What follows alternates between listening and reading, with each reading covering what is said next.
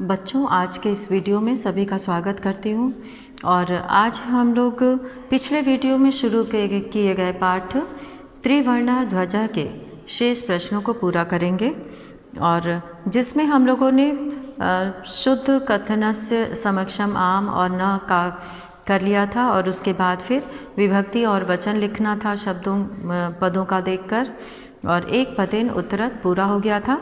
और अब हम लोग शुरू करेंगे यहाँ पर एक वाक्येन उत्तरत। तो इसमें पहला प्रश्न पूछा गया है कि अस्माकं ध्वजस्य श्वेतवर्णः कस्य सूचकः अस्ति। हमारे ध्वज का श्वेत वर्ण सफ़ेद रंग कस्य सूचकः अस्ति, किसका सूचक है। तो इसमें जो है हम लोग यहाँ पर करेंगे प्रश्न 4 और इसमें क है अस्माकं ध्वजस्य श्वेतवर्णः सत्यस्य सूचकः अस्ति। अस्माकं ध्वजस्य श्वेतवर्णः अस्माकं ध्वजस्य श्वेतवर्णः सत्यस्य सूचकः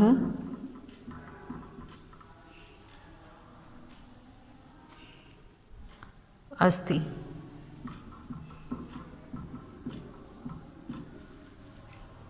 और अब यहाँ पर ख है।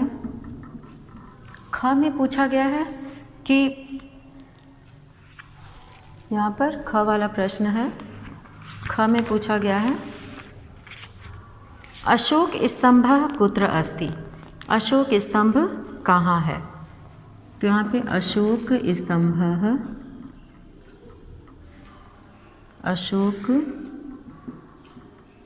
स्तंभः सारनाथे अस्ति।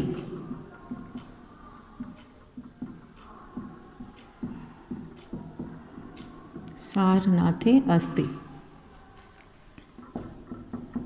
और अब इसमें दिया है कि त्रिवर्ण ध्वजस्य उत्तोलनं कदा भवति। त्रिवर्ण ध्वजस्य उत्तोलनं कदा भवति, झंडा कब फहराया जाता है। तो इसमें हम लोग लिखेंगे ग वाले में कि त्रिवर्ण ध्वजस्य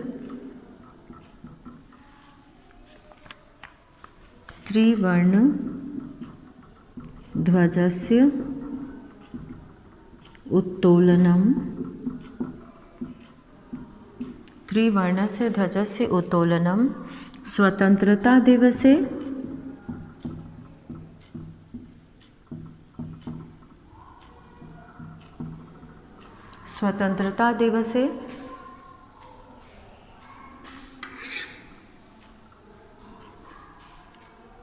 त्रिवर्णध्वजस्य उत्तोलनं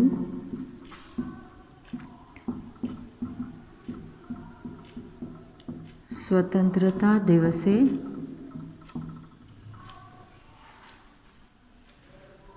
गणतंत्र दिवसे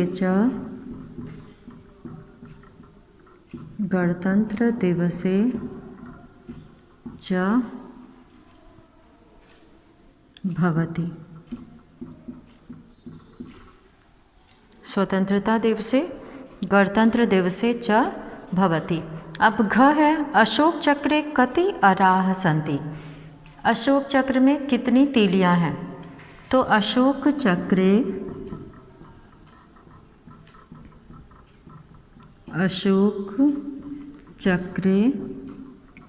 चतुर्विंशतिः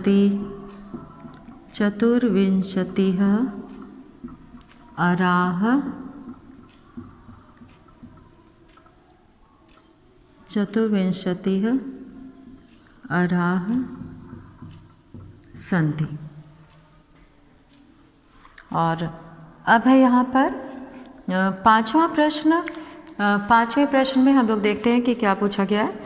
अधोलिखित वाक्येषु, नीचे लिखे गए वाक्यों में रेखांकित पदानि आधृत्य, रेखांकित पद के आधार पर प्रश्न निर्माणम कुरुत, प्रश्न निर्माण करो। तो प्रश्न निर्माण जब भी हम लोग करते हैं तो जो पद रेखांकित है, अंडरलाइन किया हुआ है, उसकी जगह पर प्रश्नवाचक पद का प्रयोग करते हैं और अंत में प्रश्न चिन्ह लगाते हैं, क्वेश्चन मार्क लगाया जाता है। तो इसमें जो पहला प्रश्न यहाँ पे दिया है वाक्य, इसमें अस्माकं त्रिवर्ण ध्वजः विश्व विजयी भवेत्। तो यहाँ पे त्रिवर्ण ध्वजा को रेखांकित किया गया है, तो हमारा क्या विश्व विजयी हो। तो यहाँ पे कह आ जाएगा। तो उत्तर 5 हम लोग यहाँ पर करेंगे। उत्तर 5 का क हम लोग यहाँ पे करेंगे, कह का प्रयोग करेंगे और सारा वाक्य वैसे ही लिखना है, सभी पदों को वैसे ही लिखना है, केवल रेखांकित पद की जगह पर यहाँ पर कह का प्रयोग करना है क में। और दूसरा है स्वधर्मात् प्रमादम वयम न कुर्याम। अपने धर्म का मजाक नहीं हमें करना चाहिए, तो प्रमादम की जगह पर लिखना है कम। और फिर है एतत् सर्वम अस्माकं नेतॄणां सद्बुद्धेः सत्फलम। तो सद्बुद्धि की जगह पे हो जाएगा कस्याः, किसकी सद्बुद्धि का फल है। और फिर है घ शत्रुणाम समक्षम विजयः सुनिश्चितः भवेत्। तो शत्रुणाम ये षष्ठी विभक्ति है, तो यहाँ पे हम लोग केशाम लिखेंगे, केशाम समक्षम। तो इस तरह से हम लोगों ने इतने प्रश्न को पूरा किया। और अब हम लोग 7वां प्रश्न करेंगे और 7वें प्रश्न में मिलाना है जो पाठ में प्रयोग आया है उसके आधार पर इसे मिलाना है। तो इसे हम लोग मौखिक रूप से करेंगे और इसमें बताया जाएगा कि कहाँ पर किसका प्रयोग करना है, क्योंकि इसका वर्णन पाठ में दिया हुआ है, तो उसी आधार पर इसे पूरा करना है। तो इसमें जो है सबसे पहला यहाँ पे पद दिया हुआ है और आगे वाक्य दिया हुआ है और सही वाक्य से उसको जोड़ना है। तो केसर वर्ण यहाँ पर, केसर वर्ण जो है वो केसरिया रंग है और ये इसके साथ जो है हम लोग मिलाएंगे शौर्यस्य त्यागस्य च सूचकः। तो त्यागस्य और शौर्यस्य च सूचकः, शौर्य और त्याग का सूचक है ये केसर वर्ण, केसरिया रंग। तो इसे इससे मिलाना है। अब दूसरा है हरित वर्ण। हरित वर्ण जो है वो सुषमायाः उर्वरतायाः च सूचकः, यानी कि सुंदरता और उपजाऊपन का सूचक है। अशोक चक्रम, और अशोक चक्र जो है वो प्रगतेः न्यायस्य च प्रवर्तकम, प्रगति और न्याय का प्रवर्तक है, प्रगति और न्याय को सूचित करने वाला है। और चौथा है त्रिवर्णः ध्वजः, तिरंगा झंडा, और ये जो है सुषमायाः उर्वरतायाः च सूचकः, सुषमा और उर्वरता का सूचक है। त्रिवर्ण ध्वजस्य स्वीकरणम स्वाधीनतायाः राष्ट्रगौरवस्य च प्रतीकः, स्वाधीनता और राष्ट्र गौरव का प्रतीक है यह। तो तिरंगा झंडा का स्वीकार, त्रिवर्ण ध्वज तिरंगा झंडा जो है वो स्वाधीनतायाः राष्ट्र गौरवस्य च प्रतीकः।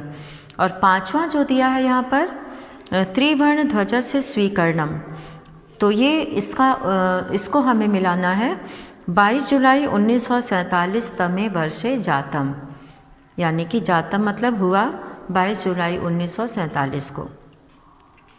तो इस तरह से प्रश्न 7 का पूरा सही ढंग से मेल किया गया।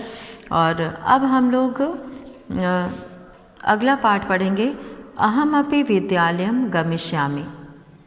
तो इसका जो है ये 9वां पाठ है, मैं भी विद्यालय जाऊंगी, और बहुत ही सुंदर ढंग से इसका वर्णन किया गया है और किस तरह से एक बालिका को, एक 8 वर्ष की बालिका को विद्यालय जाने का अवसर प्राप्त होता है। तो इसके बारे में हम लोग पढ़ेंगे। तो शुरू करते हैं। 9वां पाठ है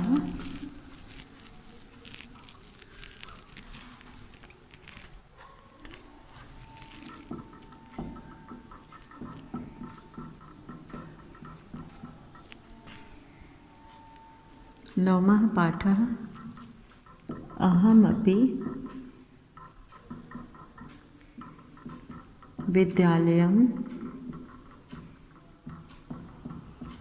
गमिष्यामि।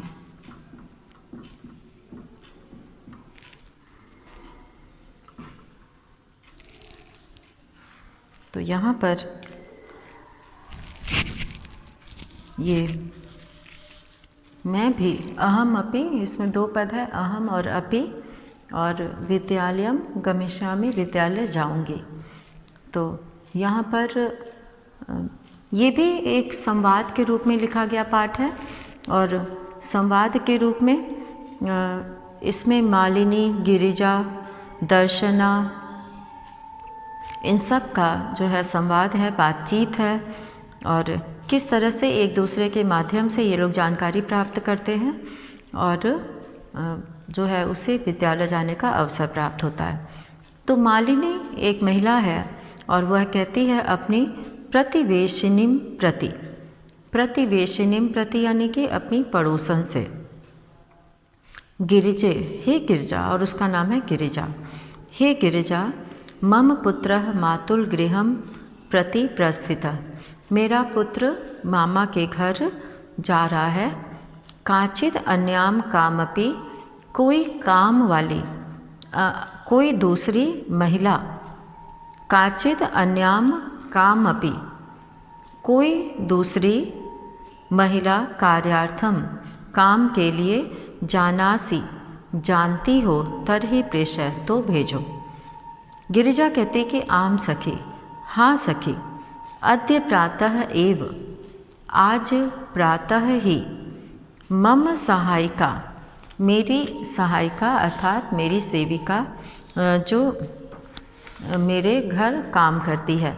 यहाँ पे जो आया था प्रतिवेशिनी, प्रतिवेशिनी का अर्थ होता है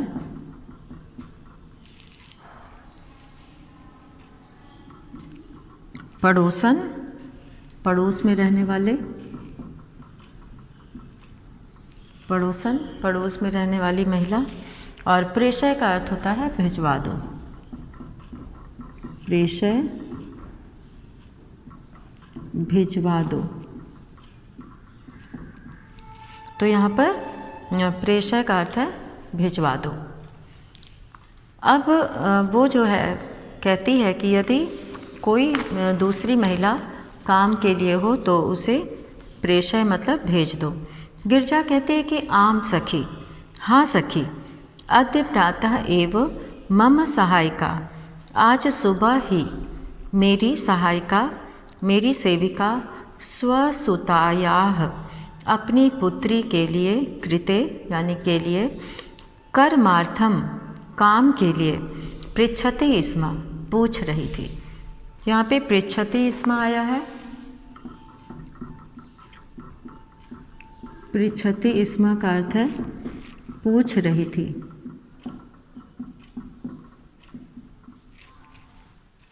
पृच्छति स्म, पूछ रही थी। श्वः यानी कि कल, प्रातः एव, सुबह ही, तया सह वार्ताम करिष्यामि, तुम्हारे साथ बात करूँगी। तो कल सुबह ही तया सह, उसके साथ, वार्ताम करिष्यामि, बात करूँगी, उससे बात करूँगी। अग्रिम दिने, अगले दिन, प्रातः काले, सुबह के समय, षड्वादने एव, 6 बजे ही, मालिन्याः, मालिनी, गृहघंटिका आगंतारम कमपि सूचयति, मालिनी की घर की घंटी, आगंतारम, आने वाले, कमपि, किसी की, सूचयति, सूचना देती है। मालिनी द्वारम उद्घाटयति, मालिनी दरवाज़ा खोलती है। पश्यति, देखती है। यत् की गिरजायाः सेविकया, गिरिजा की सेविका के, दर्शनया सह, गिरजा की सेविका दर्शना के साथ, एका, एक, 8 वर्ष देशीय, 8 वर्ष की, बालिका तिष्ठति, लड़की खड़ी है। तो मालिनी देखती है कि गिरिजा की सेविका के साथ 8 वर्ष की एक लड़की खड़ी है। दर्शना कहती है कि उसका नाम है दर्शना। वो कहती है कि महोदय, मैडम को महोदया कहा जाता है और संबोधन में महोदय हो गया है। भवती कार्यार्थम, आपको काम के लिए गिरिजा महोदयायाम पृच्छति स्म। गिरिजा महोदय यानी महोदया अर्थात गिरिजा मैडम पूछ रही थी। आपके काम के लिए गिरिजा मैडम पूछ रही थी, गिरिजा महोदया पूछ रही थी। कृपया मम सुतायै, कृपया मेरी सुतायै पुत्री को अवसरम प्रदाय, मौका देकर, अवसर देकर, अनुगृह्णातु भवती, अनुगृहित हो। मालिनी कहते परम एषा तु, परंतु ये तो अल्पवयस्का प्रतीयते, छोटी प्रतीत हो रही है। अल्पवयस्क का अर्थ होता है जो अभी बड़ी नहीं है काम के लिए। किम कार्यम करिष्यति एषा, ये क्या काम करेगी। किम कार्यम, क्या काम, करिष्यति एषा, ये करेगी। अयम तो अस्याः अध्ययनस्य क्रीडनस्य च कालः, और ये तो इसके पढ़ने के, अध्ययन करने के और खेलने का कालः मतलब समय है। तो यहाँ पर क्रीडनस्य का अर्थ है खेलने का, क्रीडनस्य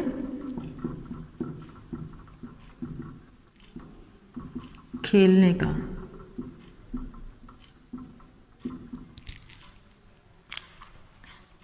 काल मतलब समय है।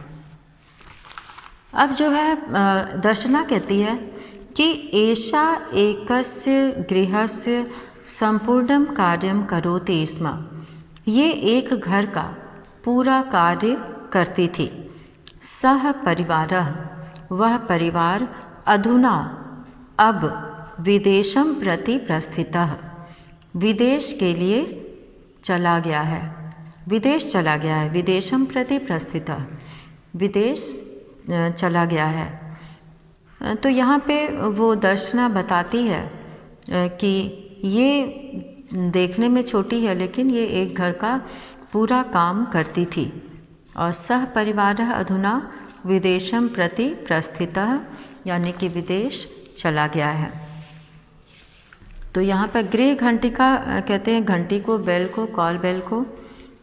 तो कार्याभावे, कार्याभावे कार्य के अभाव में, अहमेतस्यै, मैं इसके लिए, कार्यम एव अन्वेष्यामि, काम ही खोज रही थी। येन, जिससे, भवत सदृशानाम कार्यम, आप जैसे लोगों का कार्य, प्रचलित चलता रहे, अस्मद सदृशानाम, और हमारे जैसे लोगों का, गृह संचालनाय च, घर चलाने के लिए, धनस्य व्यवस्था भवेत, धन की व्यवस्था हो जाए। तो वो कहती है कि जो दर्शना है वो कहती है कि मेरी पुत्री एक घर का पूरा कार्य करती थी, और जब मैं इसके लिए, जो एक परिवार चला गया है विदेश, उसके चले जाने से मैं इसके लिए काम ढूंढ रही थी, और जिससे कि आप जैसे लोगों का काम चलता रहे और हम जैसे लोगों का घर चलाने के लिए धन की व्यवस्था हो जाए। तो वो बताती है, मालिनी कहती है कि परम एतत्तु, परम एतत्तु, परंतु यह तो सर्वथा अनुचितम, पूरी तरह से अनुचित है। किम न जानासि, क्या नहीं जानती हो। यत मतलब कि शिक्षा तो सर्वेषां बालकानां सर्वासां बालिकानां च मौलिकः अधिकारः, शिक्षा तो सभी लड़कों और सभी लड़कियों के लिए मौलिकः अधिकारः, मौलिक अधिकार है। दर्शना कहती कि महोदय, हे महोदया, अस्मद सदृशा नाम, अस्मद सदृशा नाम यानी कि हम जैसे लोगों का, यहाँ पर भवत, यहाँ पे हम लोग लिखेंगे भवत, भवत सदृशानाम, यानी कि आप जैसों का,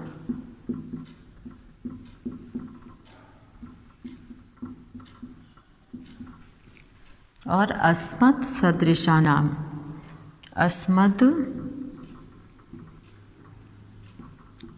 सदृशानाम,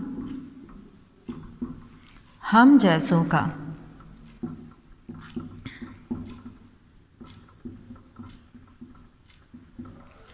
तो यहाँ पर ये दो पद आया है, अस्मत् सदृशानाम, आप जैसों का, और अस्मत् सदृशानाम, हम जैसे लोगों का घर चलता रहे। चित्र में ये बताया गया है, जहाँ पे दिखाया रहा है कि किस तरह से ये बालिका विद्यालय जाना चाहती है और वो जो है सोच रही है। तो मालिनी से जो है वो कहती है दर्शना कि उसे आवश्यकता है कार्य की। तो मालिनी कहती है कि ये तो बालकों और बालिकाओं के लिए मौलिक अधिकार है। दर्शना कहती है कि महोदय, हे महोदया। अब वो अपनी मजबूरी बताती है कि उसे किस लिए ये काम करना पड़ता है। दर्शना कहती है महोदय, हे महोदया, अस्मद् सदृशानाम, हमारे जैसों का, तो मतलब तो मौलिकाः अधिकाराः, मौलिक अधिकार, केवलम स्वोदर पूर्ति रे वास्ते, केवल स्व उदर पूर्ति, स्व उदर पूर्ति मतलब अपने पेट को भरना ही है। तो हमारे लिए तो मौलिक अधिकार केवल अपना पेट भरना है, भोजन करना, भोजन का प्रबंध करना, यही हमारा मौलिक अधिकार है। एतस्य व्यवस्थायै, इसकी व्यवस्था करने के लिए, भोजन का प्रबंध करने के लिए, एव मतलब ही, अहम मैं, सर्वस्मिन् दिने पूरे दिन, पंच षड् गृहाणाम 5-6 घरों का कार्यम करोमि, काम करती हूँ। तो वो बताती है कि उसके लिए मौलिक अधिकार क्या है। तो वो कहती है कि हमारे लिए तो मौलिक अधिकार हमारे पेट भरना है, हमारा पेट भरना है। मम रुग्णः, मम मतलब मेरा, रुग्णः, रुग्णः का अर्थ होता है बीमार, का मतलब होता है बीमार। तो मम रुग्णः, मेरा बीमार पतिः तु, पति तो, किंचिदपि, कुछ भी, कार्यम न करोति, काम नहीं करता है। अस्मिन् महार्घता काले, इस महंगाई के, महार्घता कहते हैं महंगाई को, महंगाई के समय में, महार्घता काले,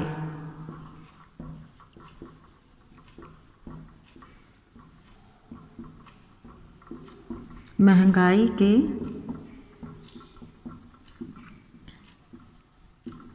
समय, महंगाई के समय में, महार्घता काले, महंगाई के समय में, मूलभूता आवश्यकतानां, मूलभूतावश्यकतानां कृते, मूलभूत आवश्यकता के लिए, एव धनम पर्याप्त न भवति, धन पर्याप्त नहीं होता है।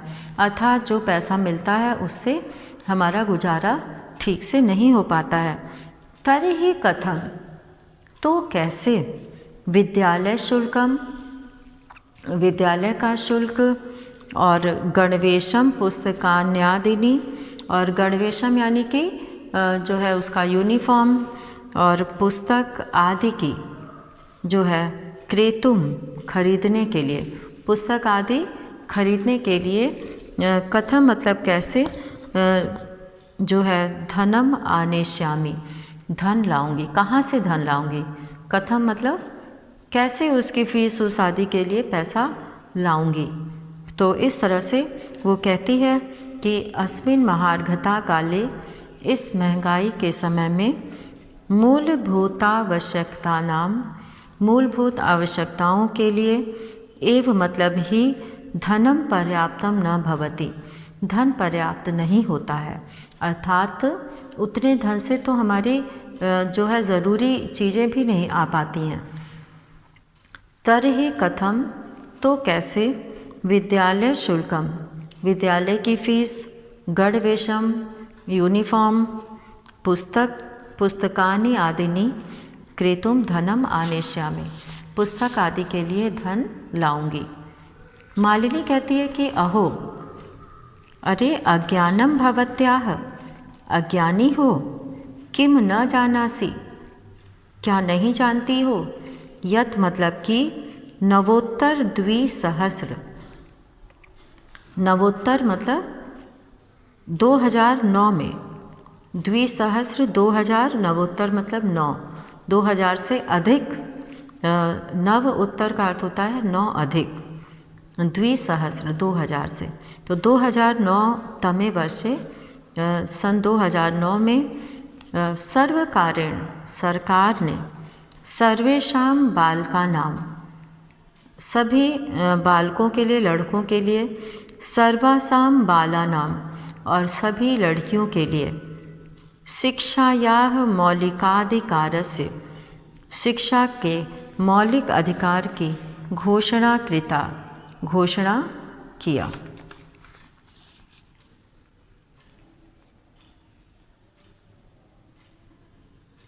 यहाँ पर एक जो दर्शना वाली लाइन थी, वहाँ पर लिखा है कि मम रुग्णः पति तु किंचित अभी कार्यम न करोति, मेरा बीमार पति तो कुछ भी काम नहीं करता है। अतः अहम मम पुत्री च मिलित्वा परिवारस्य भरण पोषणम कुर्वः, परिवार का भरण पोषण करते हैं।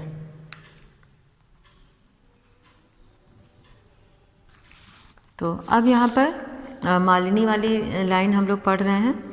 तो वो बताती है कि 2009 सन 2009 में सरकार के द्वारा सभी लड़कियों और लड़कों के लिए शिक्षायाः मौलिकाधिकार से घोषणा कृता, शिक्षा के मौलिक अधिकार की घोषणा की गई।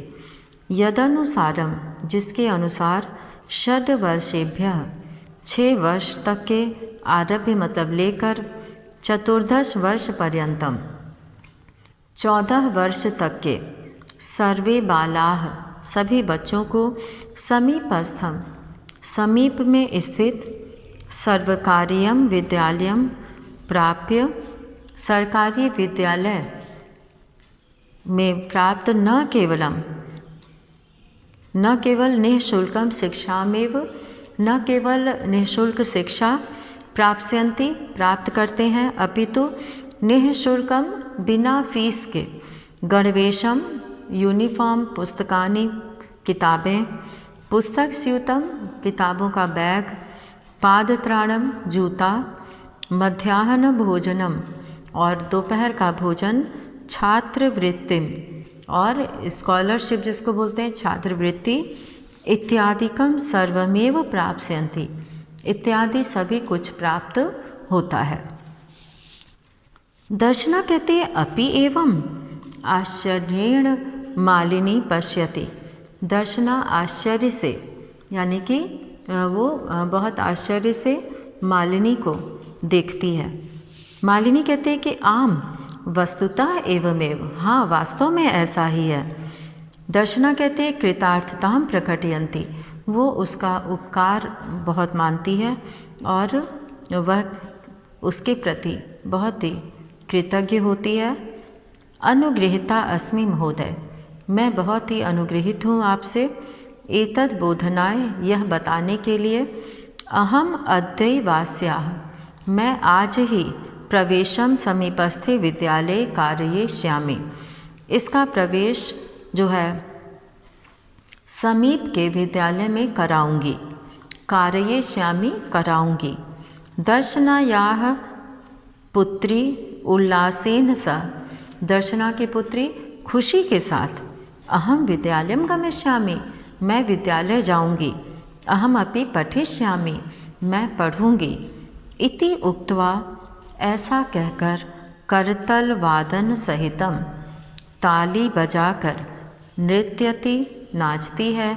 मालिनीं प्रति च कृतज्ञतां ज्ञापयति और मालिनी को धन्यवाद करती है, कृतज्ञता ज्ञापित करती है। तो इस तरह से दर्शना जो है वो अपनी पुत्री को विद्यालय में प्रवेश कराने के बारे में सोचती है और उसे इस बात की जानकारी मिलती है कि जो है सरकारी विद्यालय में सब कुछ निःशुल्क मिलता है और वहाँ पर यूनिफॉर्म, किताबें, बैग, जूता ये सब प्राप्त होता है। उसे किसी भी तरह का शुल्क देने की ज़रूरत नहीं है, किसी भी तरह का पैसा देने की ज़रूरत नहीं है।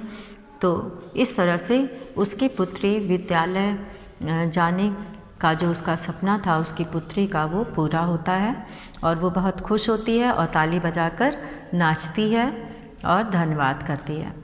तो इस पाठ में हम लोगों ने आज ये सब पढ़ा और इसी के साथ आज का ये वीडियो यहाँ समाप्त करते हैं। धन्यवाद।